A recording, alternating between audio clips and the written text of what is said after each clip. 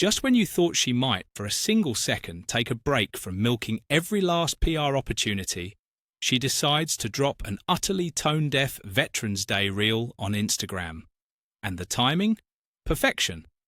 It came right after Catherine, the Princess of Wales, had a graceful and genuinely heartfelt appearance at the Armistice Day service. So, let's paint the scene, shall we? You have Catherine standing there in the crisp British air, honouring the fallen with actual dignity. And where's Meghan?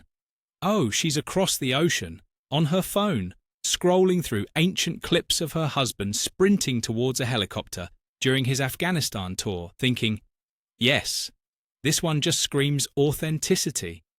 Because really, nothing says respect for our veterans quite like a recycled, decade-old video and a caption pulled straight from the Hallmark School of Hollow Gestures. Her post read, "As my husband says, once served, always serving. Thank you to all who served, sacrificed, and continue to serve, honouring you on Veterans Day and every day." Touching, right? If by touching you mean lifelessly scripted and dripping with a PR varnish so thick it could double as a gel manicure. It even came with a photo of Harry at a hospital, looking just solemn enough to fool absolutely no one.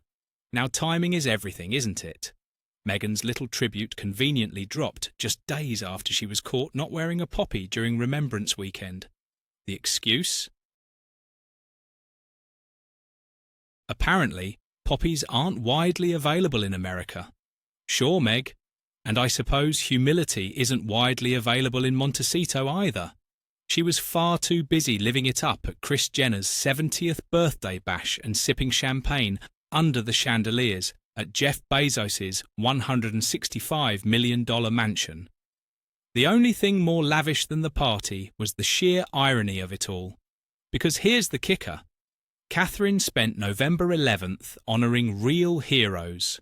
Meghan spent it honouring herself. And cue the obligatory clip of Bunker Harry reenacting his best action movie fantasy, running toward that helicopter in a cloud of manufactured adrenaline drama. Except, according to actual veterans, Harry's military career was more Call of Duty than Call of Courage, more about optics than ops, more time in bunkers than on battlefields. This is the man who couldn't even keep his uniform controversy-free. Remember, that time he thought dressing up as a Nazi was a brilliant idea.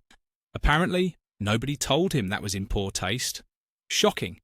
Harry's record just reads like a PR agent's fever dream gone horribly wrong, bragging about his kill count in his memoir, tossing around racial slurs while serving, skipping his memorial duties for the Royal Marines, men blown up by the IRA, so he could go to the Lion King premiere and pitch Disney voiceovers for his wife. You honestly cannot make this stuff up. But let's get back to Meghan, the Duchess of Delusion. She posts about sacrifice while monetizing her royal title, whining that the system didn't pay her for public service, and turning every solemn occasion into another photo op. Remember when she declared that service is universal? Of course, if by service she means serving herself. Once self-served, always self-served.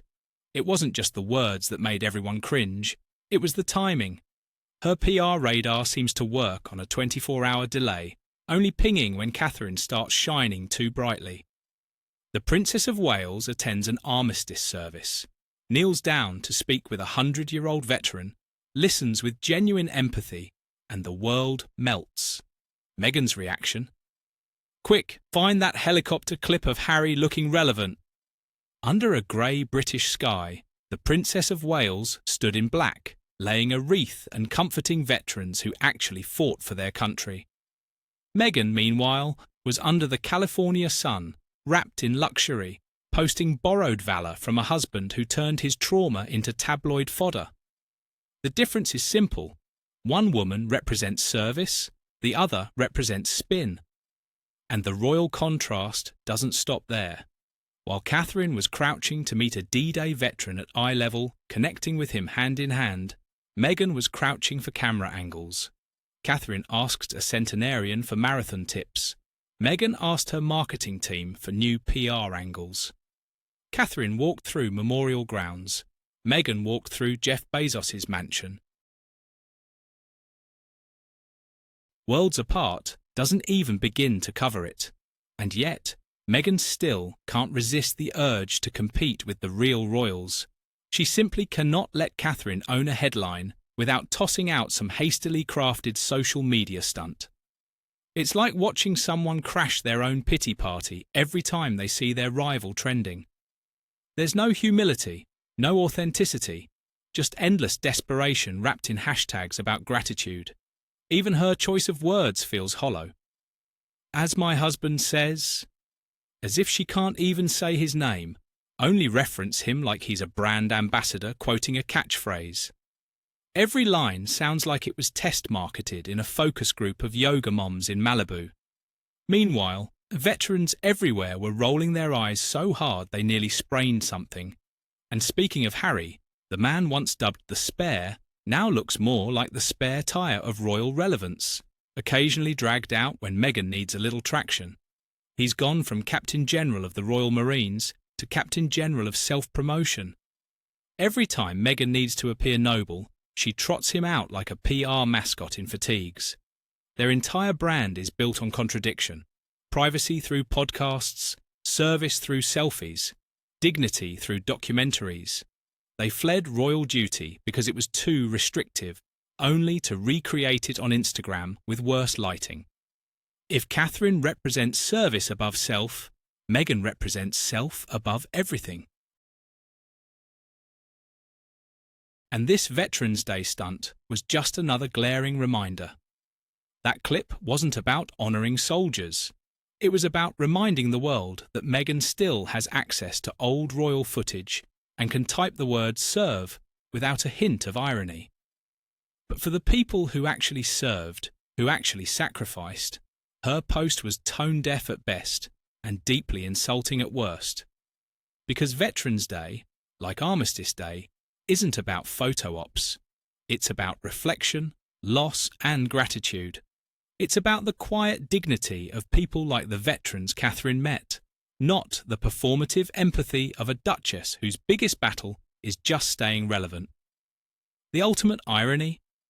Princess Catherine doesn't even have to try. She just shows up, does the job, and earns the respect. Meghan shows up online, does the absolute most, and earns the mockery. At this point, it's practically tradition. Whenever a royal event makes Catherine shine, Meghan pops up with something cringe-worthy. It's like she's allergic to being out of the spotlight for more than 12 hours. The problem is, every attempt to reclaim relevance just highlights how far she's drifted from anything remotely authentic. So Meghan's Veterans Day post will join her long list of PR flops. Ill-timed, tone-deaf, and absolutely dripping with irony. Because when your husband once dressed as a Nazi and now sells books bragging about his kill count, maybe a little less grandstanding about honouring veterans would be wise.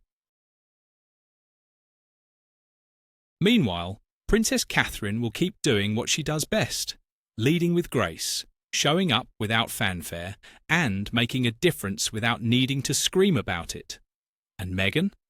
She'll keep reminding us, loudly, relentlessly, and unintentionally hilariously, that no matter how many reels she posts, she isn't fooling anyone. Once self-served, always self-served.